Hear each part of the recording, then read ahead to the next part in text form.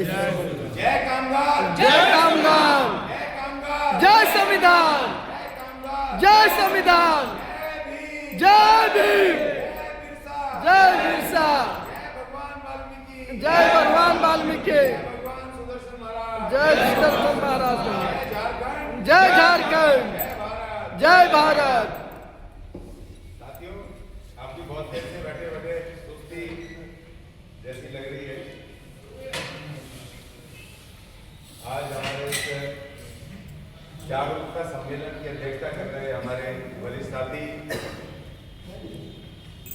और सुदर्शन समाज महासंघ के पदाधिकारी माननीय श्री प्रकाश जी। देखो, मैं माइक से इसलिए नहीं बोल रहा हूँ, मेरी आवाज आ रही है ना? जी सर, बिल्कुल। भाई मजदूर की आवाज अब तक पहुंचेगी, है ना? और लेकिन क्या है कि इससे आवाज डबल आती है, तो आप भी नहीं समझ पाओगे। घूम रही है ना आवाज इससे, माइक से। तो हमारी आवाज वैसे ही इतनी जोरदार है, तो चिंता मत करो, भी आ जाएगी धीरे धीरे। जैसे इंजन गर्म होता है ना, वैसे आपकी आवाज। हमारे साथी अध्यक्ष जी, आज की सभा के हमारे प्रकाश जी अध्यक्ष, और जिनकी वजह से जिन्होंने मुझे यहाँ बुलाया, बाकी साथियों ने भी जो पहले शुरुआत की बातचीत करने की, जिनकी वजह से मैं आया, श्रीमान शंकर जी, हमारे साथी, हमारे थोड़ा इनका नाम आदर्श है, आगे का नाम मैं इनका पंकज कुमार जी, लेकिन आदर्श इनका बहुत खूबसूरत नाम है जो याद रहता है। तो हमारे साथी सुरेश राम जी, अभी हमारे साथी C2 ट्रेड यूनियन के गए हैं पासवान जी, और हमारे साथी दिलीप राम जी, और उनके साथ रविंदर भाई जो आज किसी संकट की वजह से वो नहीं आए, वहाँ चले गए, तो डेथ हो गई है। और हमारे साथी राहुल जी और क्रांतिकारी साथी हमारे, जिनका नाम ही सेवक है और सेवा में जुटे रहते हैं, ये सब साथी, और आप सभी उपस्थित हैं हमारे साथी, प्यारे साथियों, कामगार भाइयों। आज इस जागरूकता सम्मेलन में हमें कुछ बातें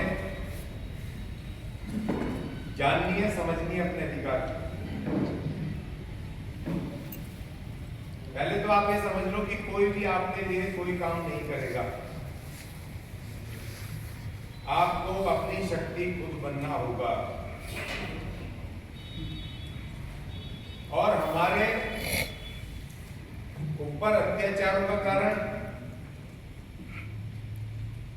हमारे ऊपर शोषण का कारण सिर्फ एक ही है कि हमारी अज्ञानता, हमें हमारे कानूनी और संवैधानिक अधिकारों की जानकारी ना होना, जिसके कारण ठेकेदार से लेकर के प्रिंसिपल एम्प्लॉयर के मैनेजमेंट से लेके प्रशासन और सरकार सब हमारा शोषण करती है। जो जो आपने समस्याएं बताई, वो सारी समस्याएं, उनका सबका निदान है, उसका कानून है। भारत के महान संविधान में आपके वो सब अधिकार लिखे हुए हैं कि आपको पक्की नौकरी भी देनी चाहिए, आपकी पगार भी बहुत बेहतर होनी चाहिए, समय पे मिलनी चाहिए, पे स्लिप मिलनी चाहिए वेतन से 24 घंटे पहले, हर कामगार को पे स्लिप मिले, बोनस मिले, प्रोविडेंट फंड, ESI ये सब मिले, सारे कामगारों का रिकॉर्ड मेंटेन होना चाहिए, हाजिरी रजिस्टर से लेकर के सब उनकी सैलरी रजिस्टर सारे होने चाहिए, ओवर टाइम रजिस्टर, छुट्टी रजिस्टर, ये सब कानून में है। 8 घंटे ड्यूटी, हफ्ते में 48 घंटा, 6 दिन आपको काम करना है सप्ताह में, और 7वें दिन छुट्टी। पुराने कानून में भी ये था, और नए कानूनों में भी 48 घंटे ही काम करना है आपको, 6 दिन। बस उसमें ये कर दिया कि 12 घंटे काम प्रबंधन ले सकता है, वो भी आपकी सहमति से। वो 4 दिन लगातार 12 घंटे लेगा तो 48 हो जाएंगे, फिर आपको 3 दिन छुट्टी देगा, ऐसा लिखा है कानूनों में। लेकिन अभी जब हम 8 दिन 6 दिन काम करते हैं तो 7वें दिन हमारा जो वीकली ऑफ होता है वो भी हमें मिलता नहीं है। बहुत सारे ठेका मजदूरों को नहीं मिलता।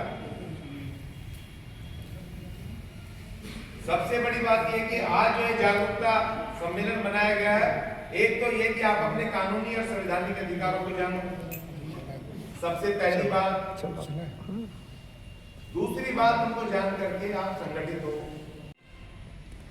तीसरी बात ये, मैं तमाम कामगारों को कह रहा हूं कि आपका एक और सबसे बड़ा कारण आपके शोषण का, कि आपको डर रहता है कि कहीं ये ठेकेदार हमें काम से निकाल ना दे। दिल्ली में मैंने देखा, अभी मैंने एक केस लगाया CGHS का, 4 महिलाओं कामगारों का, सफाई कामगार, वो 10 महीने से काम कर रही है, उनको पगार नहीं मिल रहा और वो काम करे जा रही है। भाई आप काम किस लिए करते हो? इसलिए करते हो आप काम पैसे के लिए, बच्चे के लिए। अगर आपको पैसा ना मिले, ठेकेदार और प्रबंधन पैसा ना दे, तो क्या आपको काम करना चाहिए? नहीं करना चाहिए। तो फिर आप क्यों करते रहते हो भाई? एक तो सबसे गंदा पेशा, सबसे गंदा काम गंदगी उठाने का। दूसरी बात कि वो ठेकेदार आपको पूरा पैसा भी नहीं दे रहा। तीसरी बात, घूस मांगते हैं, नौकरी लगने के मांगते हैं ना। जब ठेकेदार, और आजकल इन्होंने कर दिया कि जब भी कोई, हर साल एक ठेका बदलते हैं। यहाँ का तो पता नहीं, दिल्ली में तो हर साल बदलने लग गए। और जो भी नया ठेकेदार आता है वो काम, नौकरी लगने के 5,000 से लेकर के 80,000 रुपए तक घूस मांग रहे हैं उसको रिन्यू करने के लिए। अभी दिल्ली के एक स्कूलों में, सरकारी स्कूल है दिल्ली सरकार के, वहां ठेका बदला तो जो पुराने सफाई कामगार 10-10, 8-8 साल से काम कर रहे हैं, 5-5 साल से, उनसे वो कह रहा है कि 80,000 रुपए दो मुझे, तब आपकी नौकरी में रखूंगा। और हमारे सफाई कामगार भाई भी इतने समझदार हैं कि पता नहीं कौन सी वो सरकारी नौकरी है, पता नहीं उसमें क्या 1 लाख रुपए मिलने वाले हैं, वो 80,000 रुपए की घूस दे करके उस 12,000, 15,000 की नौकरी के लिए वो पैसा दे दिया। क्या ये समझदारी है क्या? तुम उस भूखे, उस भेड़िए के मुंह खून लगा रहे हो इस रिश्वत का। अगर 1 रुपया भी तुम रिश्वत देते हो, ये जागरूकता अभियान का भी हिस्सा है कि क्यों दे रहे हो तुम 80,000 रुपए उसको भाई। 80,000 का मतलब समझते हो? 6 महीने की पगार तुम उसको दे रहे हो पहले ही अपने आप कह रहे हो लो जी 80,000 रुपए मेरे पैसे से मुझे पगार देना, और वो उसमें आपको गालियां भी दे रहा है, अपमानित भी कर रहा है। आपसे वहां जैसे भी एक साथी ने बोला कि उनके घर कोई डेथ, वो बीमार पड़ गए तो वो छुट्टी भी नहीं दे रहा है, आपके अधिकारों का शोषण कर रहा है और आपको मानसिक प्रताड़ना दे रहा है, और फिर भी आप लगे हुए हो, पैसा भी दे रहे हो, गंदगी भी उठा रहे हो, गालियां भी सुन रहे हो भाई। क्या ये समझदारी है भाई तुम्हारी? दूसरी बात यह कि भाई हम मिनी बेसिस में काम क्यों करेंगे? जहां भी जाओ वहां लगो। ठेके पे कर रहे हो तो भाई ठेकेदार साइन करो ना हमारे साथ। मेरी मेहनत का पैसा मुझे तय करना है। सरकार ने कह दिया न्यूनतम वेतन पे करो, एक न्यूनतम वेतन तय कर दिया कि इससे कम नहीं देगा कोई संस्थान ठेकेदार, वो कानून है कि इससे कम नहीं देगा। लेकिन ज्यादा आपको लेने के लिए किसी ने मना किया है क्या? आप उनकी शर्तों पे क्यों काम कर रहे हो भाई? आपने कभी ठेकेदार के पास नौकरी लगने से जब जाते हो नौकरी मांगने, कभी कहा भाई मैं 1,000 रुपए महीने डेली लूंगा? कभी कहा? भाई नौकरी लगा दो ना, ये पूछा वेतन कितना दोगे, ना ये पूछा अपॉइंटमेंट लेटर कहाँ है मेरा, ना ये पूछा कि मेरा आइडेंटिटी कार्ड कहाँ है, ना ये पूछा कितनी तारीख को वेतन दोगे, ना ये पूछा कि भाई ना तुम ESI PF बोनस दोगे कि नहीं दोगे। कभी पूछा तुम लोगों ने? नहीं। तो जब तुमने पूछा ही नहीं, कानून तुम्हें पता नहीं, तो वो अपनी मर्जी करेगा ना। तो संगठित होने के बाद, संगठित होने के साथ जब अपना संगठन बनाओगे तो आपके जो लीडर हैं और आप मिलकर के तब आपको एक मांग पत्र तैयार करना चाहिए और कानूनी संविधान के तरह से आपको मांग पत्र बनाना चाहिए, जिससे कि मैं आऊंगा कि आज एक मांग पत्र को हमें सहमति करनी है जो कानून संविधान के तहत होगा। लेकिन उससे पहले आपको जानना चाहिए कि आज तो हमारे पास ये संविधान है। बाबा साहब ने बड़ी कुर्बानियों को, हमारे सिकंदर जी ने बताया कितनी भारी कुर्बानियां करके बाबा साहब ने संविधान तैयार किया। ये संविधान देखा किसी ने? पहले देखा है क्या? हाथ खड़े करो, किसने देखा है? इसकी शक्ल देखिए कभी संविधान की? नहीं। कितने लोगों के घर में संविधान है? सिर्फ 3 लोगों के घर में संविधान है। जो संविधान तुम्हें अपने शोषण से मुक्ति दिलवाएगा, जो संविधान तुम्हें तुम्हारे अधिकार दिलवाएगा, वो संविधान की कॉपी तुम्हारे घर में नहीं है। अभी आपके घर में कोई शादी ब्याह आ जाए, किसी बहन बेटी का, भाई का, बेटे का, आप कर्जा मांग करके शादी करोगे? करोगे ना? ब्याज लेकर के शादी कर लोगे। लेकिन आपके पास ये 200 रुपए का संविधान खरीदने के पैसे नहीं है जो आपको आपके अधिकार दिलाता है। और इस भारत के संविधान से पहले भारत में भारत के मजदूरों के पास अधिकार नहीं थे। पहला अधिकार आपको पता है कब मिला मजदूरों को? 1923 में वर्कमैन कंपनसेशन एक्ट, जो मैं कल कह रहा था ना उनको, जिनका बेटा डेथ हो गया था, जो कुछ साथी होंगे, कि कामगार अगर अपने नौकरी पे काम करते समय उसको चोट लग जाए, हाथ कट जाए, पैर कट जाए, वो अपाहिज हो जाए, काम करने की स्थिति में ना रहे, या उनकी डेथ हो जाए, कामगार की डेथ हो जाए, तो उसको आश्रितों के लिए कंपनसेशन मिलना चाहिए। उस कानून में लिखा है जितने साल की उसकी नौकरी बची है उसके हिसाब से कैलकुलेशन होती है। अगर कोई कामगार का हाथ चोट लग जाए, वो अब काम करने की स्थिति में ना रहे, तो ईएसआई जो ये देते नहीं है और अब लेते भी नहीं है, बहुत कम कोशिश करते हैं, उस ईएसआई से वर्कमैन कंपनसेशन एक्ट 1923 में मिला। उस समय क्या आजाद भारत आजाद था क्या? और दूसरा अधिकार, संगठन बनाने का अधिकार मजदूरों को, ट्रेड यूनियन बनाने का अधिकार, कौन से सन में मिला पता है आपको? 1926। उस समय क्या भारत आजाद था क्या? नहीं। किसकी सरकार थी उस समय? अंग्रेजों की। हमारी सरकार नहीं थी, देशियों की। लेकिन 1926 में दूसरा अधिकार और तीसरा अधिकार, जो अभी बहुत सारे साथी कह रहे थे कि हमें पगार नहीं मिलती है टाइम पे, 15 दिन, 20 दिन, महीना, 2 महीना लेट करके पगार देते हैं, ऐसे देते हैं ना? तो अगर कोई प्रबंधन ठेकेदार अगर समय से पगार ना दे या पगार ना दे, तो वो कानून बना 1936 में, the payment of wages act, वेतन भुगतान करवाने के लिए अधिकार कब बना? 1936 में। तब भी भारत आजाद नहीं था। ये मैं क्यों कह रहा हूं आपको? लगातार मजदूरों ऐसे नहीं मिले। के बाद अंग्रेजी सरकार जो विदेशी थे उनको भी शर्म आई और उनको झुक करके हमारे कानून लेने पड़े। और आज भी लगातार जब देश की संविधान भी बन गया, उसके बाद भी जो हमारे बहुत सारे कानून हैं, संविधान बनने से पहले आईडी एक्ट बना, जिससे भी आप केस लगाते हो पक्के होने का। अगर किसी को नौकरी से निकाल दें तो वो गैर कानून तरीके से हटाने के लिए कोर्ट में जाते हैं ना, वो किस में जाते हैं? आईडी एक्ट में जाते हैं।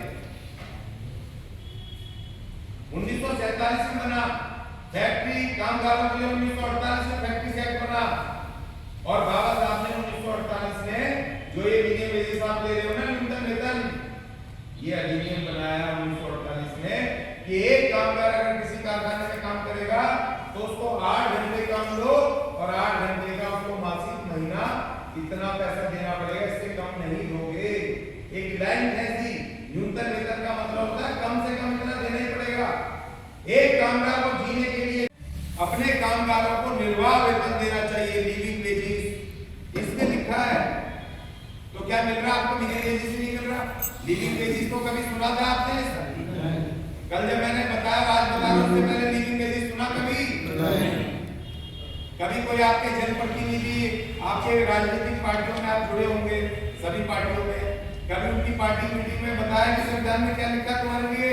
जी नहीं, कभी नहीं बताएंगे, कभी नहीं बताएंगे वो आपको। तो आज हम एक आपके अधिकारों पर चर्चा कर रहे हैं। उसके बाद जब देश आजाद हो गया, कानून बन गया संविधान, उसके बाद आपको ईएसआई मिला 1948 में, 1952 में प्रोविडेंट फंड मिला, 1972 में ग्रेजुटी। ग्रेजुटी का नाम सुना आपने? किसी को मिली है? जो पुराना कानून है ग्रेजुटी एक्ट 1972 का, उसमें कोई कामगार अगर लगातार किसी संस्थान में 5 साल काम कर लेता है तो उसको जब वो नौकरी छोड़ेगा तो संस्थान को उसको साल के 15 दिन के हिसाब से उसको ग्रेजुटी देना चाहिए। ये पता है आपको? तब ये ग्रेजुटी एक्ट बना 1972 में। 1965 में बोनस एक्ट बना, जिस बोनस की आप चर्चा कर रहे थे, कि जो मुनाफा होता है फैक्ट्री कारखानों में, जहां जैसे अभी हमारे साथी यहाँ पर करते हैं, वेस्ट मैनेजमेंट में काम कर रहे हैं ना, आप गाड़ियां कूड़ा भर भर के ले जाते हो, वो कूड़ेदान में नहीं जाता, वो बिकता है कूड़ा रिसाइकलिंग के लिए। तो जो वेस्ट मैनेजमेंट कंपनी है करोड़ों रुपए कमा रही है, और उनको तो मैन्युफैक्चरिंग नहीं करनी, कोई कारखाना नहीं लगाया, कोई मैन्युफैक्चरिंग नहीं है, सिर्फ वो कूड़े को गीला सूखा कूड़ा उसको अलग करता है। कौन करता है? हम लोग करते हैं ना। ये गीला कूड़ा अलग और सूखा कूड़ा अलग। गीला कूड़ा अलग बिकता है, सूखा अलग बिकता है। मेहनत किसकी होती है? हमारी। और सारा मुनाफा कौन लेके जा रहा है? सेठ जी। सेठ जी। और वो कूड़ा भी किसका है? वो नगर परिषद के इलाके का है ना। जी जी। नगर परिषद ने उसको कह दिया ले भाई लूट ले इनको, तो उसको हमें महीने में जिससे काम कराना चाहिए या हमें ज्यादा तनख्वाह देनी चाहिए? ज्यादा। लेकिन वो हमारी वो पगार भी नहीं दे रहा, मुनाफा भी कमा रहा है। एसी में, आप मेरे साथी एक ने कहा एसी में वो बैठे हैं और हम मेहनत कर रहे हैं, हमें हमारा पैसा नहीं मिल रहा। अभी एक और चलन हो गया, एक भयंकर चलन ये हो गया ठेकेदारी में, कि अब जो मालिक है ये ठेकेदार, ये मजदूर का पूरा पैसा उसके खाते में डालते हैं, मिनिमम वेजेस तनख्वाह पूरा, और उसके बाद उसको कहते हैं ला भाई 5,000 4,000 वापस करके 10-10 हजार वापस लेते हैं, क्योंकि उसका कोई रिकॉर्ड नहीं है। आप देते हो वापस आपके खाते में तो पूरा आ गया, रिकॉर्ड हो गया ना कि उसने पूरा दे दिया, फिर आप वापस कर रहे हो उसको। ये दिल्ली में तो ऐसा चल गया और बहुत सारी जगह ऐसे चल रहा है। अब इसको कैसे रोकेंगे भाई? ये तो वो घूस हो गई जो हम अपनी मर्जी से दे रहे हैं। अगर जो मजदूर मना करता है उसको कहते हैं कल से मत आइए भाई, नौकरी का डर है ना। इस नौकरी के डर में सबसे बड़ा शोषण तुम्हारा क्या होगा? मैं देख रहा हूं एक खूबसूरत नौजवान आज मीटिंग के लाया, बढ़िया खूबसूरत बनके, तुम्हारी उम्र होगी 20 साल 50 साल 35 साल 40 साल 45 साल 30 साल 35 ऐसी होगी ना। और हम एक 5,000 6,000 रुपए की नौकरी के लिए हम थर थर कांप रहे हैं, थर थर कांप रहे हैं। अगर वो बोलता है कि कल से मत आना, तो कभी आपने बोला अभी तू क्या निकालेगा, ये पकड़ अपनी धर्मशाला, बोला कभी? तुम फ्री फंड के मिले हुए कर्मचारी फ्री में कर रहे हो, घूस भी दे रहे हो, गाली भी सुन रहे हो, पैसे भी दे रहे हो, तनख्वाह भी नहीं मिल रही है, और तुम डर रहे हो, थर थर कांप रहे हो, नौकरी चली जाएगी, नौकरी क्या मिलेगा तुम्हें? तुम्हारा अधिकार। अभी यहाँ बैठे नगर परिषद के कामगार, बोनस मिला ना 4.25 लाख रुपए। जी जी जी। अगर नौकरी का डर दिखा के अगर नहीं लड़ते नौकरी के डर से, तो क्या मिलता? नहीं मिलता। ये हमारे साथियों ने, सुदर्शन महासभा समाज के पूरी टीम ने मिलकर के आपका अगुवाई की और आप डट के खड़े हुए, तो उसको आपका अधिकार देना पड़ा। अगर आप देखो, आप कानून तो सारे ही भाई, बोनस ना दे तो बोनस देने का भी कानून है, सरकार ने बनाया हुआ है कि कोई बोनस ना दे, आपने मांगा भी उससे, अगर उसने नहीं दिया तो आपके पास कोर्ट जाने का अधिकार है ना। लेबर न्यायालय बने हुए हैं ना, लेबर कोर्ट, उससे पहले लेबर अधिकारी बैठा रखे हैं, तो हम उनके पास जब एप्लीकेशन लेकर के नहीं जाएंगे कि हमें वेतन नहीं दिया, हमें बोनस नहीं दिया, हमें छुट्टी नहीं दी, तो क्या आपका वो कार्रवाई आगे बढ़ेगी? नहीं। तो आपको जब माने जाओगे तो भाई आपको कैसे अधिकार मिलेंगे? तो आपको जाना पड़ेगा ना। लेकिन आप इसलिए नहीं जाते कि आपको बोल देता है अगर कोर्ट गया कंप्लेंट हटा देंगे, और हम नौकरी से हटने के डर के मारे हम बैठे रहते हैं। तो सबसे पहला डर तो नौकरी से हटने का निकाल दो अपने दिमाग से। लाखों लाख लोग इसी देश में नौकरी नहीं करते, वो छोटे छोटे काम धंधे खोलते हैं, होमचे लगाएंगे, रेडी लगाएंगे, पटरी लगाएंगे, बहुत सारे लोग घरों घरों में जाके काम करते हैं, बेचते हैं, सामान बेचते हैं। अगर किसी एक आदमी की नौकरी छूट भी गई तो क्या भाई तुम क्या भूखे मर जाओगे? तुम काम नहीं कर सकते छोटे मोटे? और दूसरी बात की जब आप संगठन बना रहे हो भाई, संगठन जब बनाते हैं परिवार से बड़ा होता है, हम मिलके लड़ते हैं ना अपनी लड़ाई, और जो आदमी अगुवाई कर रहे होते हैं कर्मचारी, मैनेजमेंट उन्हीं को टारगेट करती है। तो क्या हम अगर 100 लोग हैं, हमारे किसी एक दो आदमी को लड़ते समय हमारे हक के लिए उसको नौकरी से हटा देगा ठेकेदार या मैनेजमेंट, तो क्या हम 100 लोग उनको मदद करके हम क्या उनको जिंदा नहीं रख सकते? क्या उनके घर परिवार के लिए 10-10, 5-5 हजार रुपए हम इकट्ठे करके उनको महीने के लिए दे सकते? 10,000 पकड़ो और लड़ो इनके खिलाफ। क्या ये नहीं बोल सकते हम? संगठन किस लिए होता है? अगर 2 नेता हमारे निकाल दिए, अगर हम 200 रुपए भी जमा करेंगे तो हम उनको 10-10 हजार रुपए देके कहेंगे कि तुम लड़ो और इनका बैंड बजाओ और अपने अधिकार लो। क्या बोल सकते हो ये?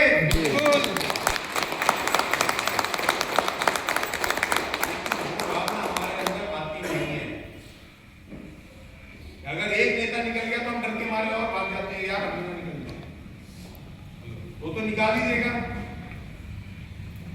अब मैं आपके कानूनों के ऊपर आता हूं। एक तो नए कानून आए कुछ 4 लेबर कोड जो उन्होंने 20 जनवरी 1950 से पहले वो तमाम कायदे कानून या वो तमाम दुर्भावनाएं जो भारत के संविधान में जो अनुच्छेद लिखे हैं, अगर उनका विरोधाभासी होंगे, उनके विरोध होंगे तो अपने आप नल एंड वॉइड हो जाएंगे, वो लागू नहीं होंगे। अगर संविधान के खिलाफ कोई भी कायदा कानून पुराना या नया हो। इस संविधान में लिखा है अनुच्छेद 13 में, लेकिन उनकी बात ये कि जो हमारे 12 बड़े ट्रेड यूनियन फेडरेशन है ना, मैंने देखा बहुत साल से जो जमे जमाए हैं, मान्यता प्राप्त है देश में, वो भारत के संविधान को कमी कोट करते हैं, भारत के संविधान पे अध्ययन की बात नहीं करते। पता नहीं क्यों नहीं करते। वो तो मोदी जी जब से आए हैं तब से वो लेकर के राहुल गांधी जी भी और वो भी सब संविधान लेके घूम रहे हैं, संविधान बचाओ, संविधान बचाओ। उससे पहले तो 1992 में इस देश में ठेकेदारी कौन लाया था? कौन लाया था? ये देश को बेचने की नीतियां कौन लेके आया था? कौन लेके आया था जी? कांग्रेस। तो क्या वो संविधान के तहत लेके आए थे क्या? वो संविधान के खिलाफ लेके आए। और आज जब तुम्हें सत्ता नहीं मिल रही है तो तुम कह रहे हो संविधान बचाओ, संविधान बचाओ। संविधान को तोड़ने की नीति तो आपने रखी, और ये जो आए हैं ये मनु के चेले जो कह रहे हैं हिंदू राष्ट्र बनाएंगे, इस संविधान के विरोधी वो भी इन्हीं के भाई बंद हैं, क्योंकि वो उन्हीं नीतियों को चला रहे हैं। अगर कांग्रेस ने देश को बेचा तो बीजेपी ने भी उसको और तेजी से बेचा, दोनों बेच रहे हैं। अगर ठेकेदारी कांग्रेस के जमाने में आई तो बीजेपी वालों ने और उसको ताकत से और बढ़ा दिया। तो एक कहावत है ना कि चोर चोर मौतेरे भाई, ये दोनों ही। अभी हमारी जागरूकता अभियान के दो, एक तो आपको कानून सीखना है जो आपके चीज के हैं, कानून काम के हैं। दूसरा सामाजिक एकता कायम करनी है। तीसरा राजनीतिक जागरूकता भी आपको लानी होगी। ऐसे ही किसी के पीछे चल देते हो आंख मूंद के, मैंने देखा बहुत साल से। अभी जब चुनाव आएंगे ना, आप सारी अपनी तकलीफ भूल जाओगे। मुझे बताओ, तुम इतने सारे लोग बैठे हो यहाँ पे, जब चुनाव आते हैं, अभी आने वाले, यहाँ आने वाले ना चुनाव, नगर निकाय वगैरह के आने वाले, जब चुनाव आते हैं, जब तुम्हारे यहाँ पे पार्टियां कैंडिडेट आते हैं वोट मांगने, ईमानदारी से बताना कितने मजदूर यहाँ बैठे हैं कि तुमने उनको कहा हो आओ जी आओ बैठो पानी पियो, और ये बताओ कि भाई मैं तो कामगार हूं, नगर परिषद में ठेके पे काम करता हूं। तुम ये बताओ कि क्या तुम्हारे एजेंडे में, तुम्हारे मैनिफेस्टो में क्या मुझे पक्का करने का भी लिखा हुआ है क्या? पूछा कभी आपने? नहीं। बताओ ईमानदारी से, पूछा क्या आपने? नहीं। तो क्यों करेंगे भाई तुम्हें पक्का? क्यों बात उठाएंगे तुम्हारी? कभी कहा कि ठेकेदार हमारा शोषण करता है, तनख्वाह नहीं देता टाइम पे? कभी कहा कि नगर परिषद वाले हमें ईएसआई और पीईपीएफ नहीं देते, छुट्टियां नहीं देते? क्या तुम्हारे मैनिफेस्टो में है कि जब तुम सत्ता में आओ हम तुम्हें वोट देंगे और तुम चुन के आओगे तो तुम हमारी इस आवाज को उठाओगे? कभी कहा आपने अपने जो वोट मांगने आता है प्रतिनिधि? नहीं। कौन देगा तुम्हें? ये जो नीतियां बनती हैं कहां बनती हैं? कहां बनती है? वो लोकसभा में बनती है, और लागू कहां होती है? विधानसभाओं में। तुम्हारे राज्य की विधानसभा, कभी कहा आपने? पूछा? वोट दिए जा रहे हो, दिए जा रहे हो, ले लो वोट, ले लो। जाति के नाम पे, धर्म के नाम पे, पहुए के नाम पर, कुछ पैसों के नाम पर दिए जा रहे हो भागवत की तरह। वहां पर तुम अपनी आवाज क्यों नहीं उठाते? यहाँ जरूर, यहाँ जितने बैठे हैं किसी ना किसी राजनीतिक दल से के साथ जुड़े होंगे, कोई सदस्य होगा, कोई वोट देता होगा किसी पार्टी को, कोई सक्रिय कार्यकर्ता होगा कि नहीं होगा तुम में से? मुझे ईमानदारी से एक और बात बताओ कि जब तुम उनकी पार्टी की मीटिंग में जाते हो, पार्टी की मीटिंग भी तो होती होगी कार्यकर्ता, क्या कभी उन पार्टियों की मीटिंग में मजदूरों का सवाल सुना कभी आपने? तो क्यों जाते हो भाई? क्या करने जाते हो? बाबा साहब ने तुम्हें वोट का अधिकार दिया, आज वो भी कहते होंगे यार मैंने किनको दे दिया वोट का अधिकार।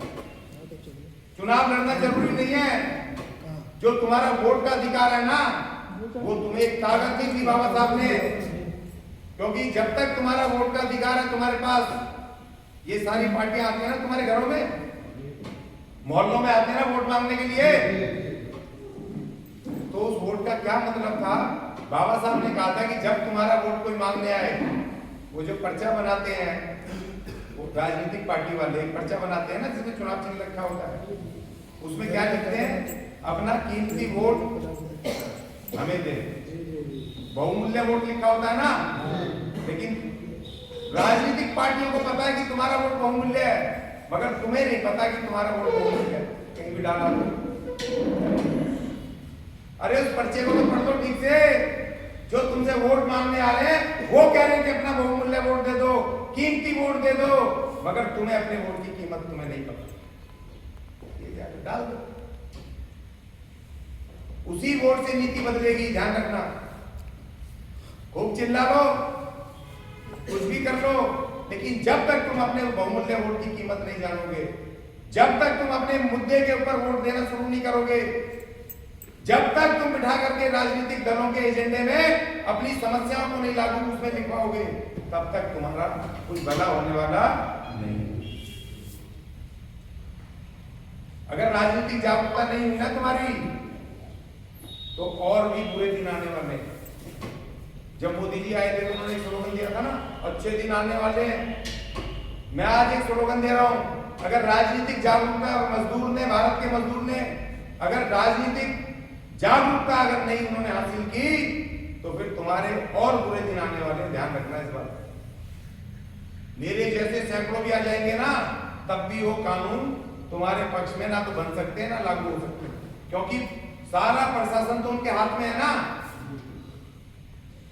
कभी उनसे पूछा यार तुम इतने सारे पैसे फूक रहे हो, कोई चकाचौंध बड़े बड़े रैली कर रहे हो, हेलीकॉप्टरों में आ रहे हो, हमें भी पैसे बांट रहे हो, पौवा भी पिला रहे हो, खाना भी खिला रहे हो, ये आ कहां से रहा पैसा? भाई तुम्हारे कारखाने पार्टियों के, फैक्ट्रियां हैं,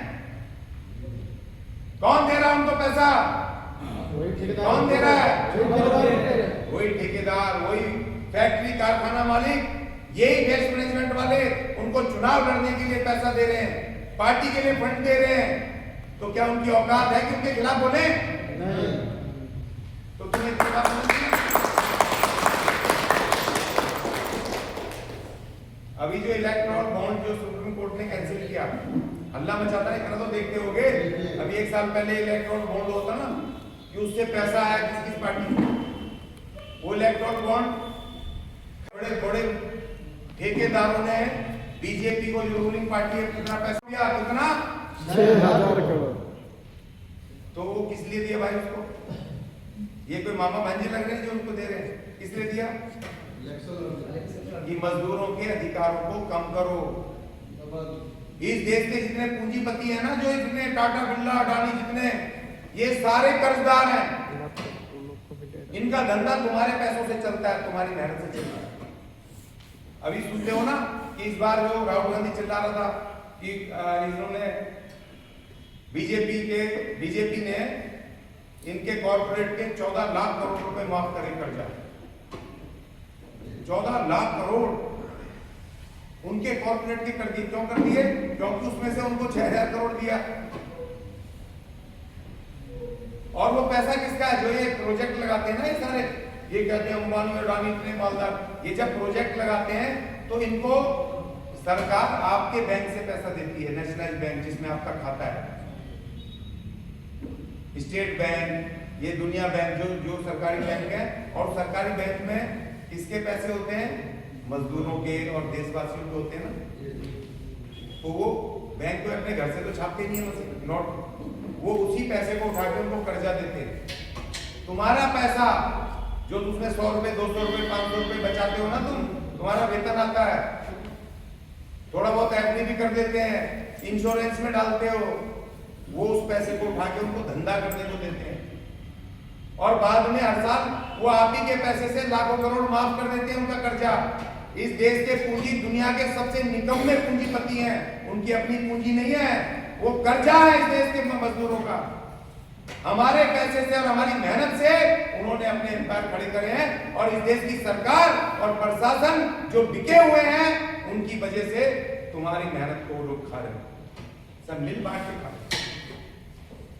तो जब तक तुम अगर अवेयर नहीं होगे राजनीति, तुम्हें वोट देने की समझ नहीं आएगी, अपने मुद्दों पे वोट नहीं करोगे, बिना पैसे के वोट नहीं करोगे, जब तक तुम्हारा भला होने वाला नहीं है।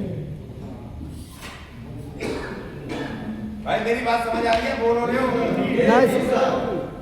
क्योंकि मैं दिन दूर से आया हूँ, उन्होंने बुलाया, और तुम मेरे को टीवी पे भी देखते हो ना, फेसबुक पे, तो मैं यही तो बोल रहा हूँ। वहां से कितने लोग देखते हो? मुझे हाथ खड़े करो।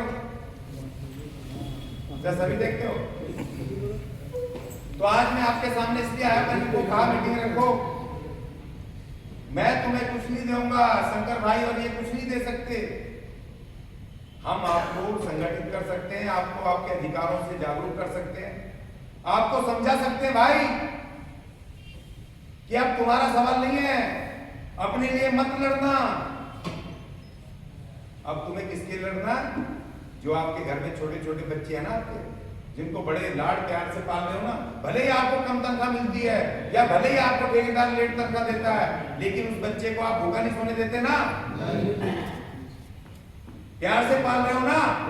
कर्जा मांगो, मांग के लाओ, कुछ भी करो, अपने बच्चों को पाल रहे हो बड़े प्यार, लाड प्यार से। लेकिन ध्यान रखना, अब चाहे उनको तुम डॉक्टर भी बना देना, इंजीनियर बना देना, आप जो मर्जी बना देना, लेकिन उनको भी ठेकेदारी पर ही काम मिलेगा। टीचर ठेके पे, प्रोफेसर ठेके पे, क्या बनाओगे भाई? तो अपने लिए मत लड़ना आप, अब तुम्हें आप उन बच्चों के लिए लड़ना। किसके लिए लड़ना? अपने आने वाले। तो क्या लड़ोगे? बिल्कुल लड़ेंगे। आवाज नहीं आ रही? लड़ेंगे। देखो भाई, ये मैं आपके बीच में आया हूं ना, आपके 1-2 घंटे लेने। कल से आप लोग, मैं देख रहा हूँ इंटरेस्ट ले रहे हो, चर्चा होती है, पानी बोलते हैं ना, 2 काम करने हैं। ये तो आपके अधिकार की मैं बात बता रहा हूँ। अगर आपको भविष्य में अपने लिए भी और अपने आने वाली पीढ़ी के लिए अगर एक अच्छा माहौल बनाना है तो फिर आपको दो काम करने हैं, वर्करों का, मजदूरों का। श्रमिक संगठन एक बनाने के लिए आपको आज एक प्रस्ताव लेना होगा। एक तो ये जिससे कि आपकी लड़ाई संगठित रूप से चल सके, और मैं उसका लीडर नहीं होऊंगा भाई, तुम ही होगे लीडर है सारे के सारे। मैं तो खाली तुम्हें समझा रहा हूं, बता रहा हूं कैसे करना है। दूसरी बात कि एक मांग पत्र हम संविधान के रूप से मैंने बनाया है, उसको मैं बताऊंगा आपको। उसके ऊपर सहमति करनी है और सिर्फ झारखंड के कामगार नहीं, पूरे भारत के कामगार, पूरे देश के, क्योंकि मैं ऐसे दिल्ली यहाँ से जाने के बाद एक व्यापक विस्तृत रिपोर्ट बनाऊंगा जो आपसे चर्चा हुई है यहाँ, आपके झारखंड सरकार को भेजूंगा और भारत सरकार को भेजूंगा उस रिपोर्ट। तो वो मांग पत्र जो होगा, क्योंकि आज जो ठेकेदारी मुक्त भारत अभियान जिसके द्वारा मैं आया हूं, पूरे देश में व्यापक रूप से फैल गया है। पूरे देश के लोग देख रहे घरों में बैठ के मुझे, और पूरे देश के लोग बुला रहे हैं। अभी महाराष्ट्र से होके आया हूँ, दिल्ली में व्यापक हो रहा है, पहले चंडीगढ़ और पंजाब होके आया, हरियाणा होके आया, अब आपके बीच में आपने यहाँ पे आया। एक कोताहल हो गया है। अब लोग को लग रहा है कि जैसे कह देते थे ना कि भाई तुम तो ठेके के कर्मचारी हो, ऐसे बोल देते थे ना, और हमें लगता था यार हम तो ठेके के, हमारे तो कोई अधिकार ही नहीं, ऐसे लगता था ना। लेकिन जब से मूवमेंट शुरू हुआ है तब से मैंने बताया भाई तुम ठेके के नहीं हो, तुम भारत के नागरिक हो। क्या हो? नागरिक। और भारत के नागरिक होने के नाते इस भारत के संविधान में जितने भी आर्टिकल लिखे हैं, जितने इस देश के नागरिकों के अधिकार लिखे हैं, तुम भी उन अधिकारों के बराबर के अधिकारी हो।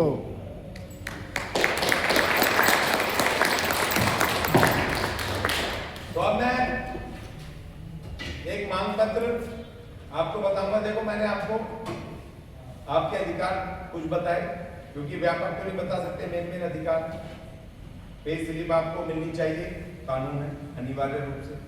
जब आप मांगोगे तो उनका बाप भी देगा। वेतन आपका अकाउंट में आना चाहिए, वो अकाउंट में खोल करके आपका वेतन देना चाहिए। वेतन आपका हर महीने की 7 तारीख को आ जाना चाहिए। 7 नहीं तो 10, 7 से 10 कानून में लिखा हुआ है कि किसी भी कामगार का वेतन 7 तारीख को आ जाए, और अधिक से अगर नहीं बाई चांस कोई हो जाता है टेक्निकल चीजें, तो 7 तारीख से लेके 10 तारीख अंतिम है, 10 तारीख तक वेतन आ जाना चाहिए। ये नियम है, कानून है। छुट्टियां आपको कुछ लोग नोटरी कर सकते हैं, लिख सकते हैं बाद में आपके लिए, मैं वैसे भेज दूंगा बना के। छुट्टियां आपको एक तो वीकली ऑफ आपकी महीने में 4 छुट्टियां आपको पेडली वो मिलनी चाहिए।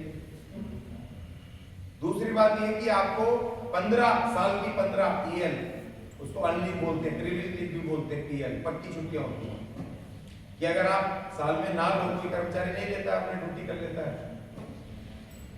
या छुट्टी के लिए होते घर जाना है, दूर जाना है, बच्चों को घुमाने ले जाना है, कर ली। 15 छुट्टियां आपको साल में देनी है पक्की।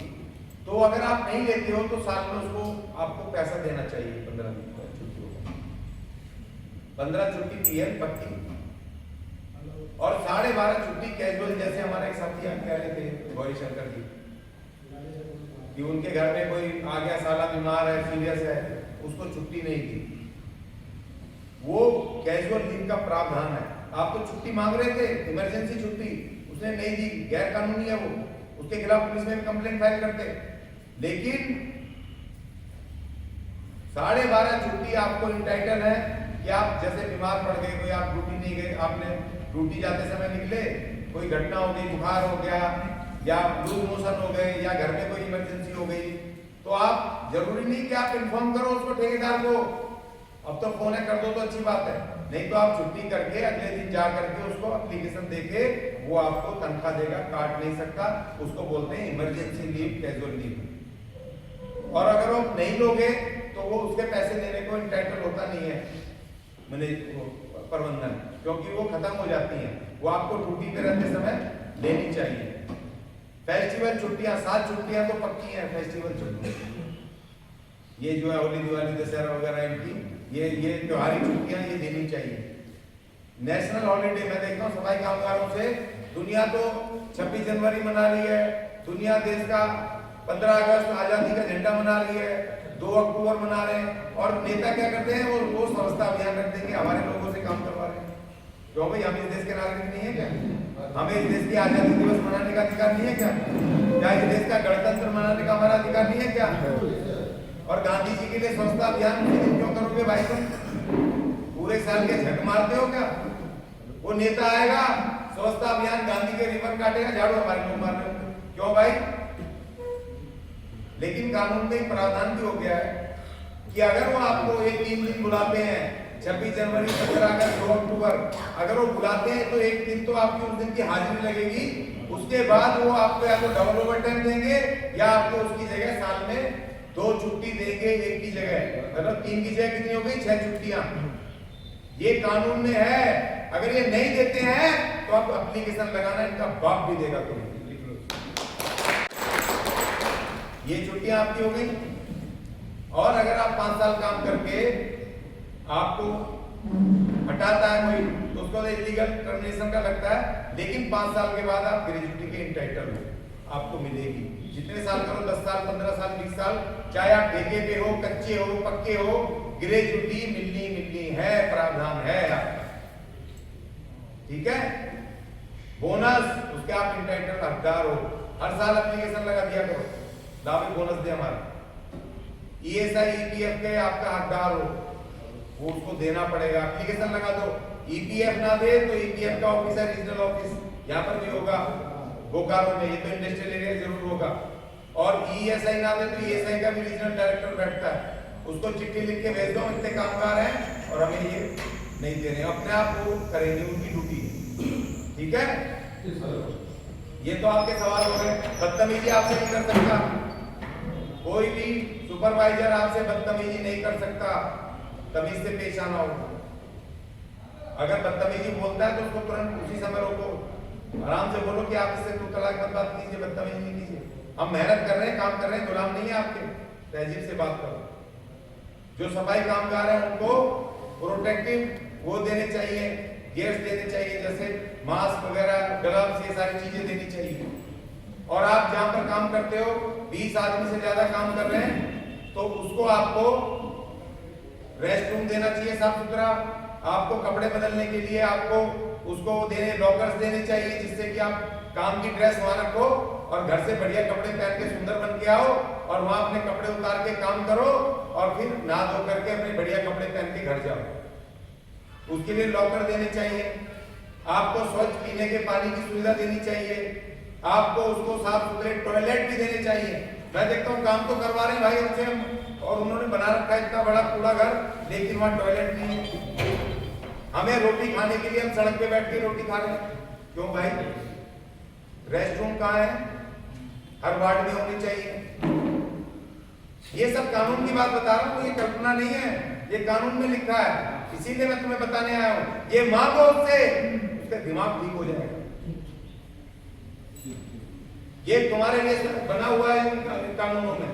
और अब हम और भी बहुत सारी चीजें आपकी महिलाओं के लिए भी बहुत सारे कानून है। अगर वो गर्भवती होती है और डिलीवरी होती है ना, बच्चा जब पैदा होता है, प्रसूति, तब उसको 60 दिन की छुट्टी लेनी चाहिए, पेड लीव, कि 60 दिन बाद जब ठीक होके आएगी, काम भी करेगी, और जो 2 महीने वो रेस्ट करेगी, उसके लिए उसको वेतन देना चाहिए, पेड लीव। समान काम का समान वेतन, आपने बोला ही, उसके लिए एप्लीकेशन लगाओगे तब मिलेगी। कि अगर कोई सफाई कर्मचारी पक्का वही काम कर रहा है उसी डिपार्टमेंट में और वो ले रहा है 40,000, तो आपका भी हक है, अगर आप कॉन्ट्रैक्ट पे भी हो या कैजुअल भी हो, तो आपको भी समान काम का समान वेतन उसको देना चाहिए। ठीक है जी? तो ये तो हो गई आपके कानून की बात है। तो और बहुत सारे कानून जो और बीच में कुछ याद आएगा। अब इसमें मैंने कुछ चीजें बनाई है आपकी, अध्यक्ष जी की अनुमति से एक मांग पत्र मैं पढ़ देता हूँ। ठीक है सर? थोड़ा सा आप भी सब ध्यान दें, थोड़ा सा ही है। और इस पे अपन ये संविधान जो हमारा संविधान ने हमें शक्तियां दी हैं मजदूरों को, इस देश कामगारों, ये झारखंड से यहाँ से अगर आप सहमति देंगे तो उसके बाद पूरे देश में इसको पास करा के और इसी के ऊपर हमारा संघर्ष होगा राज्य सरकारों से भी और फिर केंद्र सरकार से भी कि हमें ये चाहिए संविधान हमारे मांग। ठीक है जी। अब जो साथी कुछ रिकॉर्ड भी करना चाहते हैं उनके काम आ जाए तो कर लें, क्योंकि बाद में सुन सकते हैं या कुछ लिखना चाहते हैं। ये मांग पत्र मैं पढ़ रहा हूँ आपके सामने। आज 16 जनवरी, ये कौन सा हॉल है? हॉल का नाम क्या है? ये 16 वार्ड महिला मंडल, और ये बोकारो जेल सिटी, बोकारो जिला, यहाँ झारखंड। यहाँ पर मैं आपके सामने एक मांग पत्र रख रहा हूँ संविधान सम्मत मजदूरों के लिए, और उसमें हम इसे चर्चा करेंगे। सबसे पहले विधि के समक्ष समता, विधि मतलब कानून, कानून के समक्ष समानता। देश का एक नागरिक, ये भारत का महान संविधान का है कि जितने भारत के नागरिक हैं, कोई अमीर है, गरीब है, कामगार है, बिजनेसमैन है, व्यवसायी है, एक्टर है, मंत्री है, संतरी है, जो भी है, कानून के समक्ष सब क्या है? बराबर। क्या है? Equality before law. अब जब ये कह रहा है कि हम सबके बराबर हैं, तो जो कल हमारे साथियों ने एक बहुत जबरदस्त बात कही थी, मेरे ख्याल से शायद सिकंदर जी ने कही थी, किसी ने कही थी कि भाई 5 साल बाद हमें प्रमोशन क्यों नहीं मिलती, हर साल हमें इंक्रीमेंट क्यों नहीं मिलता। अच्छा साथियों ने कही थी, बहुत सुंदर। वो जबरदस्त आपकी वजह से आज ये मांग पत्र बन रहा है। मैं रात भर पूरी मैं सोचता रहा उस पर, और ये मत समझना कि जो आप बोलते हो वो हमारे दिमाग से निकल जाता है, सुनते नहीं है। हमारे कान और दिमाग आपकी तरफ ही है, क्योंकि हम आपके लिए आए। यहाँ कोई पिकनिक मनाने नहीं आया था। यहाँ पे आपने यहाँ पे कम से सैकड़ों रुपए खर्च कर दिए, इतनी मेहनत से आप बैठे हो, तो यहाँ कुछ हासिल करके जाएंगे। ठीक है ना जी सर। और झारखंड की धरती से ठेकेदारी के विरुद्ध बड़ा संघर्ष आज यहाँ से ऐलान होगा। होगा नहीं होगा? जब मैंने कहा तो हमने कहा भारत सरकार से, ये पहली मांग हमारी होगी, भारत के संविधान के अनुच्छेद 14 के अनुसार झारखंड और देश के सभी ठेका मजदूर, अनियमित मजदूरों कामगार या अन्य कामगार, उनको स्थायी कामगारों और अधिकारियों के समान वेतन भत्ते, वेतन बढ़ोतरी, सालाना बढ़ोतरी, डीए, बेसिक पे, छुट्टियां, पदोन्नति, बोनस, ग्रेजुटी, स्वास्थ्य लाभ और वो सभी सुविधाएं जो पक्के कामगारों को दी जाती हैं, भारत के अनुच्छेद 14 के अनुसार तमाम कामगारों को चाहिए। चाहिए कि नहीं चाहिए? क्योंकि जब भारत का संविधान हमारे पक्ष में भाई, तो फिर हम उसको क्यों छोड़ेंगे? ठीक है जी। तो पहली बात तो ये हो गई। मैं अनुच्छेद भी बता रहा हूँ, क्योंकि इनसे लड़ना है तो हम सड़क से और सुप्रीम कोर्ट तक इनसे लड़ेंगे। सड़क से सुप्रीम कोर्ट तक। संविधान हमारे साथ होंगे, तुम्हारे साथ ये पूंजीपति होंगे, तुम्हारे पास फौज होगी, तुम्हारे पास पुलिस होगी, तुम्हारे पास एक घूसखोर नेता भी नेता, मगर हमारे साथ क्या है? संविधान। अब हम आते हैं भारत के संविधान के अनुच्छेद 39 पे आते हैं। इनको बाद में आप भी पढ़ लेना, तो गूगल पे डालोगे ना जिस भाषा में भारत का संविधान वो आ जाता है, तो आप लोग भी हिंदी में, सारी सरल भाषाओं में। अब दूसरी मांग हमारी भारत के अनुच्छेद 39, भारत का अनुच्छेद 39, हाँ पहले अनुच्छेद 38 के अनुसार झारखंड और देश के कामगारों को सामाजिक, आर्थिक और राजनीतिक न्याय पर आधारित लोक कल्याण की स्थापना की जाए। विभिन्न क्षेत्रों और व्यवसायों में जो परमानेंट कामगार और अधिकारी हैं, उन समूहों के बीच में जो आर्थिक खाई है, आर्थिक गैर बराबरी, ये इसका हमारे महान संविधान का 38 कह रहा है कि जितने भी नागरिक हैं उनके बीच में आर्थिक असमानता नहीं होनी चाहिए। क्या आर्थिक असमानता भेद नहीं होना चाहिए।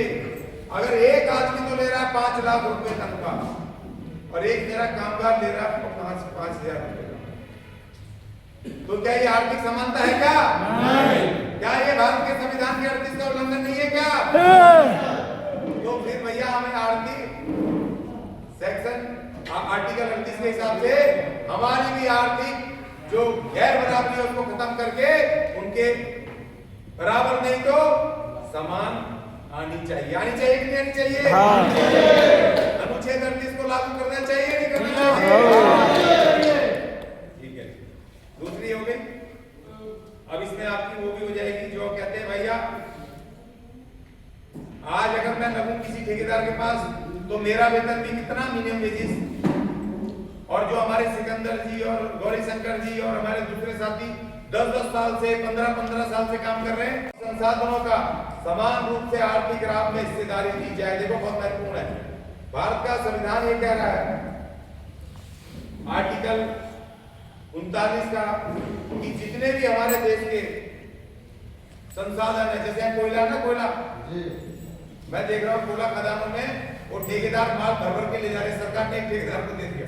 और कोई हमारे साथी कह रहे थे कि जिस बेचारे की, किसी आदिवासी की या गरीब की वो जमीन पे कोयला निकल गया, पता चल गया इसमें कोयला है, तो वो बेचारा जमीन का मालिक वहां पे वो चौकीदारी कर रहा है।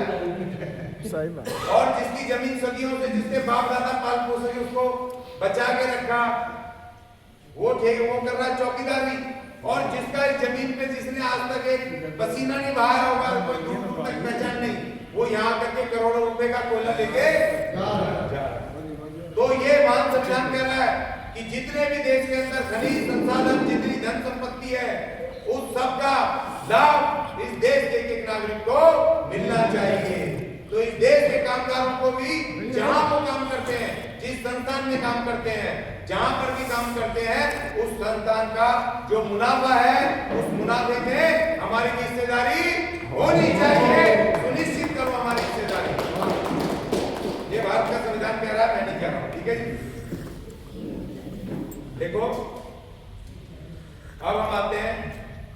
अच्छा, इसमें 39 में एक और चीज क्या, देखो बाबा साहब ने ये कब बनाया था संविधान? कब बनाया था? 1949 में बाबा साहब ने नवंबर में वो दे दिया था, हैंड ओवर कर दिया था। 1950 में लागू होगा, 1950 में मान लेते। इसमें क्या लिख रहे हैं देखो बाबा साहब 1950 में, आज नहीं, 1950 में क्या कह रहे हैं? पुरुष और स्त्री सभी नागरिकों को समान रूप से जीविका के पर्याप्त साधन प्राप्त करने का अधिकार होना चाहिए। देखो हर नागरिक, चाहे स्त्री हो पुरुष हो, सबको अपना जीवन जीविका चलाने का पर्याप्त संसाधन सरकार करे, मतलब हर आदमी को काम की गारंटी करे। ये कह रहा है बाबा साहब, कह रहे हैं 1950 में। क्या किया? क्या नहीं। आज अगर आपके सामने अगर नौकरी छूटने का डर नहीं होता तो क्या ये इसकी औकात थी ठेकेदार की या आपका शोषण कर लेता? नहीं। अगर इस देश की सरकारों ने हर नागरिक को जीविका का अर्थात काम का अगर उनको अधिकार दिया होता, गारंटी की होती, तो ये पकड़ तेरी नौकरी, मैं दूसरी पकड़ दूंगा। तो कोई ना तो अफसर, ना कोई मालिक, ना कोई ठेकेदार, किसी की औकात नहीं होती, क्योंकि उसको पता होता अगर इसका शोषण किया तो इसको दूसरी नौकरी तैयार। तो इसमें कब लिख रहे हैं बाबा साहब? 1950 में। तो ये लागू होना चाहिए ना। और बाबा साहब क्या कह रहे हैं? समुदाय के भौतिक संसाधन, अच्छा आर्थिक व्यवस्था इस प्रकार चले कि देश के काम जितने लोग हैं उनका अहितकार ना हो। अब जैसे कोयला, यहाँ पर कोयला तो ले जा रहे लोग के, लेकिन यहाँ प्रदूषण कितना देखा आपने?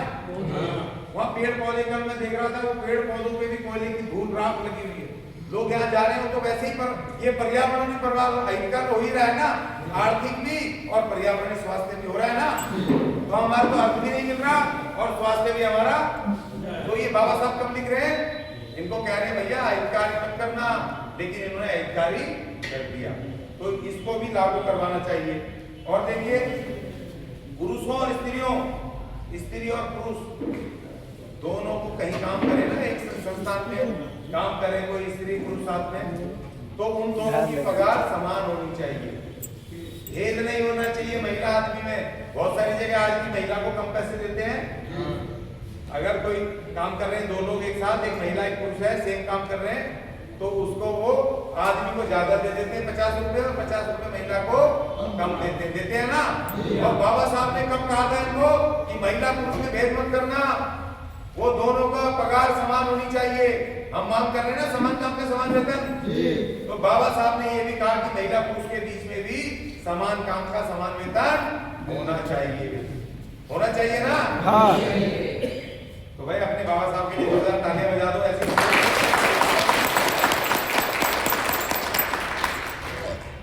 अब हम आ जाते हैं, अच्छा एक और चीज है, आर्टिकल 39A। आप किसी कोर्ट कचहरी जाओ ना, ये विधिक सर्विसेज बना रखी है, वहां आपको वकील फ्री मिलेगा, फ्री, निःशुल्क। ये पता है आपको? ये दुर्भाग्य है। 1950 में बाबा साहब लिख गए कि देश का कोई नागरिक, को लिख के गए, कोई नागरिक न्याय से वंचित ना रह जाए, किन्हीं भी कारणों से, चाहे आर्थिक कारणों से न्याय पाने से वंचित ना रह जाए, उसके लिए वकील और कानूनी सभी सुविधाओं की व्यवस्था देश करना, राज्य करना चाहिए, सरकारी करना चाहिए। बाबा साहब 1950 में लिख गए। क्या मिलता है तुम्हें कोई वकील फ्री? नहीं। क्या न्यायिक व्यवस्था फ्री मिलती है? नहीं। लेकिन इन्होंने नाम के लिए हर कोर्ट में, चाहे सत्र जिला अदालत हो, चाहे हाई कोर्ट हो, सुप्रीम कोर्ट हो, सब में विधिक सुविधाएं वो रखी है, सर्विसेज, विविध विधिक सेवाएं, उनके ऑफिस बने हुए हैं। आप जाइए, आधार कार्ड दीजिए, आपको वकील फ्री मिलेगा। जय भीम, जय भीम, जय संविधान, जय संविधान। ये पता था क्या आपको? नहीं। ये जागरूकता अभियान का यही मिशन है कि आपको आपके अधिकार से आपको जागरूक कर दें। अब अगर आप कहीं जाओगे तो वकील मुफ्त मांगोगे ना? जी। मांगोगे ना? हाँ। और जब कोई केस हो ना, जाकर जज के सामने खड़े हो जाओ, वो कहेगा आप वकील का, बोलो जी मेरे पास नहीं है पैसे। जज साहब खुद अपॉइंट करते हैं अपनी तरफ से वकील, पता है आपको? वकील साहब को जज साहब खुद देंगे आपको वकील, ऑर्डर करेंगे आपको। ये इस देश के महान संविधान का आदेश है, कभी देख लेना आजमा कर। ठीक है जी, अब आगे बढ़ते हैं। अब मैं चौथी डिमांड बोलता हूं, अनुच्छेद 42, जो बहुत ही खूबसूरत मांग है, जिसमें कि झारखंड और देश के कामगारों के लिए काम की न्याय संगत और मानवोचित दशाओं को बनाना। सभी कामगारों के लिए बाबा साहब ने लिखा है कि आपकी सर्विस कंडीशंस, काम करने के बेहतर सर्विस कंडीशंस होनी चाहिए, उनके लिए सुविधाएं होनी चाहिए, कामगारों की बेहतर पगार होनी चाहिए, सुख सुविधाएं काम करने के लिए, उनको जहां काम करते हैं साफ सुथरे हर चीज, और उनकी ड्यूटी 8 घंटे, ओवर टाइम, हर चीज, छुट्टियां, सब चीज लिखा है इसमें। ये 1950 में बाबा साहब ने लिख दिया था कि हर कामगार का सामाजिक और आर्थिक स्तर बहुत बेहतर होना चाहिए। ये कब लिखा? 1950, 42। और दूसरा इसमें ये भी लिखा है कि महिलाओं के लिए, इसमें लिखा है वही जो मैं कह रहा था, जब उसको प्रसूति होती है, बच्चा होता है, तो हर महिला कामगार को उसको प्रसूति लाभ के लिए विशेष प्रबंध किए जाए। उसकी छुट्टी, वेतन, भत्ते उसको मिलने चाहिए, उसको हर चीज मिलनी चाहिए। तो ये सब आपको बाबा साहब 1950 में दे गए। अब हम आगे चलते हैं, जो सबसे बड़ी मांग में कल कह रहा था, अनुच्छेद 43। हम मांग करते हैं भारत सरकार से, झारखंड की सरकार से, आज इस जागरूकता सम्मेलन के माध्यम से मांग करते हैं कि आर्टिकल 43 को लागू करो, अर्थात निर्वाह वेतन, लिविंग वेतन, जो इसमें लिखा है कि भारत के सभी कामगारों के लिए सरकारें निर्वाह वेतन लागू करेंगी। तो आप किया क्या? निर्वाह वेतन किया क्या? नहीं। कभी सुना था निर्वाह वेतन के बारे में? नहीं। तो लागू होना चाहिए, नहीं होना चाहिए? होना चाहिए। निर्वाह वेतन चाहिए, नहीं चाहिए? चाहिए। जय कामगार, जय संविधान, जय कामगार। जय संविधान। अब हमारी मांग ये है जी 5वीं 43, छठी मांग है हमारी 43A।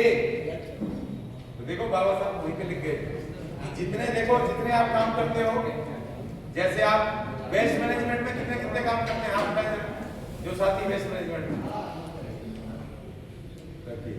अभी देखिए वेस्ट मैनेजमेंट में आपसे काम करवाते हैं, लेकिन उस संस्थान के बारे में लेखा जोखा के बारे में आपको कोई जानकारी नहीं। आपको दफ्तर में भी नहीं घुसने देते। नहीं। कितना पैसा आया, कितना गया, क्या हुआ, क्या नहीं हुआ, कोई जानकारी होती है क्या आपको? नहीं। इसमें लिखा है बाबा साहब ने 43 में, उन्होंने कहा कि कामगार जहां काम करता है उस संस्थान के प्रबंधन में उस कामगार की भी भागीदारी होनी चाहिए। अर्थात हम मांग करते हैं झारखंड सरकार और भारत सरकार से कि आर्टिकल 43 को लागू करो और इस देश की जितने भी संस्थान है उसके प्रबंधन में जो कामगार वहां के कामगार हैं उनके उसमें भागीदारी सुनिश्चित, हस्तक्षेप लागू करो। ठीक है जी, होनी चाहिए ना? हाँ सर। आपको भी तो पता है भाई कितने ट्रक गए, कितना पेट्रोल भरा, कितना माल बिका, कितना आया, कितना मुनाफा हुआ, पता चलना चाहिए, पता चलना चाहिए। अब ये होगी जी छठी मांग। ठीक है जी, अब ये 6 मांगों का मैंने ये संविधान के जो संविधान में लिखा है वही मैं कह रहा हूँ आपको, मैं आपको अलग से नहीं कह रहा हूँ। तो अब ये बताओ भाई अध्यक्ष जी, ये सभी साथियों से सब हैं शामिल भाई, ये 6 सूत्रीय मांग पत्र ये मैंने अभी बनाया रात को, लेकिन मैं इसको और व्यापक करूंगा और बड़े स्तर पे वहां जाके अच्छे से टाइप करूंगा। लेकिन ये 6 मांग आपको समझ आ गई जी सर। तो अभी हम क्या इन 6 समर्थन में है? हाँ सर। झारखंड सरकार और भारत सरकार को लागू करनी चाहिए। हाँ। आवाज नहीं आ रही, मैं बिना माइक के बोल रहा हूँ, लागू करनी चाहिए। हाँ। मांग पत्र लागू होना चाहिए। हाँ। बहुत सुंदर। तो ये मांग पत्र आज ये हमारी धरोहर बन गया है सम्मेलन की। आज इतिहास के पन्नों में ये दर्ज हो गया है। इसको व्यापक रूप से इस मांग पत्र को 6 मांग पत्र सूत्र जो भारत के संविधान के अनुसार है, ये 6 मांग पत्र ये हमारा लागू होना चाहिए। और आज इस धरती से, झारखंड की धरती से ये पूरे भारत तक जाएगा। और मैं आप सबका धन्यवाद अदा कर रहा हूँ कि आप लोगों ने इस मांग पत्र को आपने सहमति दी है, आज इसको अडॉप्ट किया है, आज आप इतिहास का हिस्सा बन गए। आप सबका धन्यवाद। आपको थोड़ी से और करके ये हमारा मांग पत्र हो गया। देखो हम किस तरह से साइड होनी चाहिए हमारी। देखो मैं बहुत साल से ट्रेड यूनियन कर रहा हूँ, मैं भी होटल वर्कर था, तुम्हारी तरह नौकरी करता था उस पे मिनिमम वेजेस पे बहुत साल, जब यंग था ना बहुत साल। और मैंने एक जगह में काम कर रहा हूँ, 5-6 होटल थे, छोटे छोटे ढाबे। 1994-95 की बात है, तब मैं पढ़ता भी था। वहां पर मैंने देखा वो बेचारे कामगार दिन रात काम करते थे और रात को 3-4 बजे होटल बंद होते थे, तो वो जब सो जाते थे दिन भर काम करके, सुबह 5-6 बजे लाला फिरा धमकता था। वो सब्जी भी लाता था ना उसको मंडी से, तो बेचारे वो फर्श पे पड़े रहते थे वो कामगार बहुत सारे। तो जो गेट के पास वो रहते थे ना कामगार, गेट पे सो रहे होते थे गेट पे, वो ऐसे लात मार के उठाता था उनको, लात मार के उठो उठो सब्जी निकालो, ये करो, जो अभी सोए 2 घंटे पहले। उसके विरुद्ध मैंने लड़ाई लड़ी और आज भी वो होटल है। और आज उनको जो बोनस है 20% मिलता है। इस बार 35-35 हजार रुपए मिला दिल्ली में।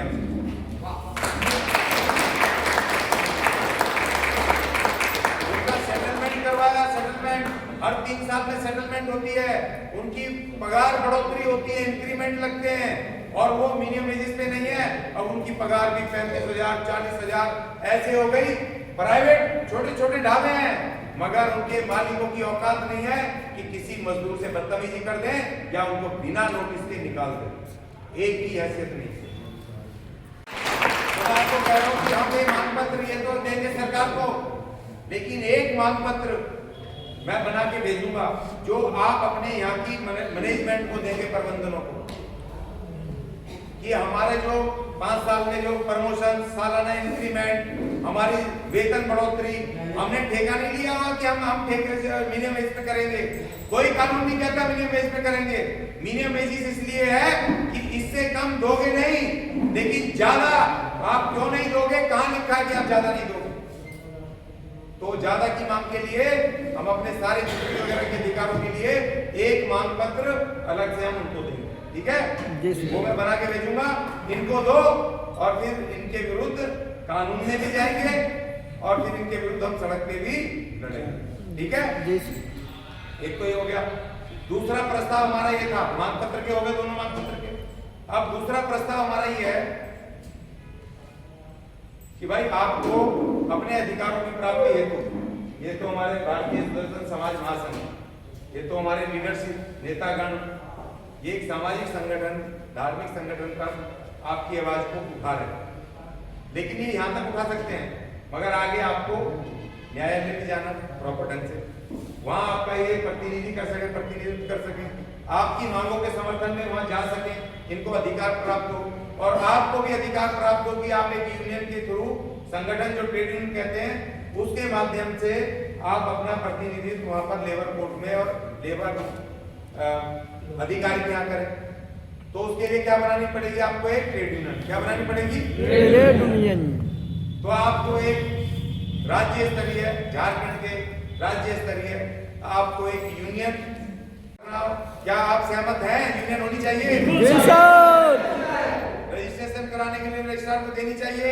चाहिए, ठीक है जी। आप नाम वगैरह आप तय कर देना जो तय हुआ, ठीक है जी। अध्यक्ष जी, आपकी अपनी ट्रेड यूनियन है जो कि पूरे सिर्फ यहाँ के नहीं, पूरे झारखंड के बहुत सारे लाखों बेचारे ठेका मजदूर हैं और जिनको की कोई सुनने वाला नहीं। और मुझे दुख तो इस बात का है कि देश में रिकॉग्नाइज है, उसके बावजूद भी करोड़ों करोड़ मजदूर ऐसे हैं कि जो यूनियन के नाम में जानते भी नहीं। जानते हैं क्या? नहीं। जिनको उनका पता भी नहीं है, उनको ऑर्गेनाइज करने के लिए, संगठित करने के लिए आप झारखंड में ये बीड़ा अब आपका और इन सबका है, ठीक है जी? संगठन बनना चाहिए। हाँ। करोगे? लड़ाई लड़ोगे? जय कामगार, जय संविधान, जय कामगार, जय संविधान। और तीसरी प्रस्ताव ये भाई, आंख मूंद करके किसी राजनीतिक दल को वोट नहीं करोगे। आंख मूंद करके कोई पार्टी हो, जब तक तुम्हारे मुद्दे को अपने एजेंडे में या मैनिफेस्टो में रखे, तो शपथ लो कि हम किसी पार्टी को वोट नहीं करेंगे। शपथ लो। और ये मत समझना विकल्प नहीं है भाई, हम तो चुनाव नहीं लड़ सकते ना, क्योंकि इतने पैसे नहीं है, हमें तो कोई पूंजीपति हमारी तनख्वाह नहीं देता, तो वोट के लिए कहां से देगा? तो उस मशीन के अंदर बाबा साहब को प्रधान प्रावधान कर, जितनी भी पार्टियां आया उम्मीदवार हो, अगर वो आपका मुद्दा नहीं लेते हैं अपने घोषणा पत्र में, तो उनका बहिष्कार करना है। और क्या दबाना है? लोटा। क्या दबाना है? लोटा। क्या दबाना है? लोटा। जब लाखों लाख नोटा दबाएंगे ना इस देश के अंदर, तो ये मत समझना इस देश में ही हाहाकार मचेगा। अमेरिका, यूनाइटेड नेशन, पूरी दुनिया में हंगामा मच जाएगा और पूछेंगे लोग तुम्हारे घर आकर के, पूरा प्रेस पूछेगा, दुनिया पूछेगा, बताओ कि तुमने नोटा क्यों दबाया। और तब हम बताएंगे कि भाई इतने सारे ये पार्टियां, उम्मीदवार ये ढोल पीटते घूम रहे हैं, कोई हिंदू राज बना रहा है, कोई कुछ कर रहा है, लेकिन ये तो नहीं बता रहे भाई कि मेरी ठेकेदारी कैसे खत्म होगी, मैं पक्का कैसे होऊंगा। ठीक है, तो वोट देना चाहिए क्या? नहीं। तो हम बोलेंगे इसीलिए हम नहीं दे रहे, ठीक है जी सर। और अब सब साथी, बस मैंने आपको सारी चीजें बता दी, ठीक है? देखो, आपके अधिकारों की जागरूकता, सामाजिक एकता की जागरूकता और राजनीतिक जागरूकता बता दी ना मैंने। और अब उनको पूरा करने के लिए इस महान संविधान को एक तो बचाना जरूरी है और इसको लागू करवाना जरूरी है। दो काम कर देना, क्योंकि ये भी खतरे में है। जो बैठे हैं वो कह रहे हैं संविधान ही खत्म करो। जी। अब कारण समझ गए क्यों खत्म करो? जी। वो क्यों चाहते हैं संविधान खत्म हो? क्योंकि इस देश के सबसे कमजोर मजदूरों के अधिकार इसमें कूट कूट के भरा हैं। हुआ है। एक दिन मजदूर को जब समझ आएगा अपनी वोट की शक्ति, जब समझ आएगा कि जितनी ये पॉलिटिकल पार्टियां हैं ये लाले बड़ियों से पैसा लेकर के ये चुनाव लड़ते हैं, जिस दिन उनको समझ आएगा ये हमारे नहीं है, उस दिन इस देश का मजदूर अपनी राजनीति खड़ी करके देश का प्रधानमंत्री बनेगा और इसको लागू करेगा।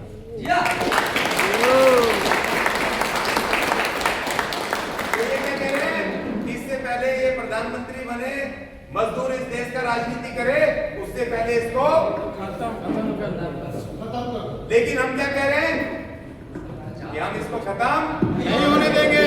अब खड़े हो जाओ सारे, एक शपथ लेंगे और बस अभी सारे खड़े हो जाओ।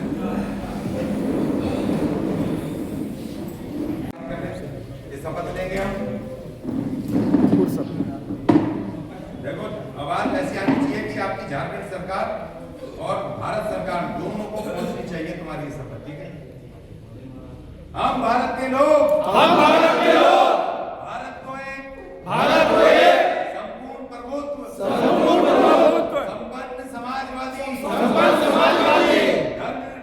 धर्मनिरपेक्ष, लोकतांत्रिक गणराज्य बनाने तथा उसके समस्त नागरिकों को